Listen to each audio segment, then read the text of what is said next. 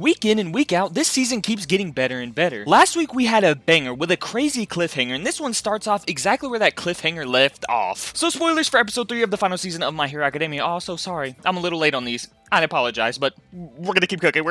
We knew this episode was gonna bang. We heard about all the people that were on this staff, and they were gonna help animate this episode, so we already knew it was gonna look out of this world. I had crazy expectations for this episode, and this episode somehow looked even crazier than I thought it was gonna look. They showed Dekugo and Bakugo just looking at each other, and like, this was an all-time moment between the two of them. They just looked at each other and understood that it was all gas and no brakes. I remember way back before the final battle, when they had a theory going around that this man was Bakugo from the future that got sent back in time to give the boom quirk to the stockpiling quirk to make it super cracked, but in actuality, this man just looks a lot like Bakugo. So the fact that Hirokoshi actually uses this little plot point is pretty cool. The guy literally just looks like Bakugo, and he was the first person to actually save All For One's brother. So this makes All For One so mad because Bakugo looks like him. And it allows for him to focus all his anger at Bakugo instead of going to help Shigaraki. So now we have some crazy ass 1v1s going on. And they show this hard ass shot which looks fucking amazing in animation form. And Bakugo shouting his own name to show All For One's crazy ass that he is literally him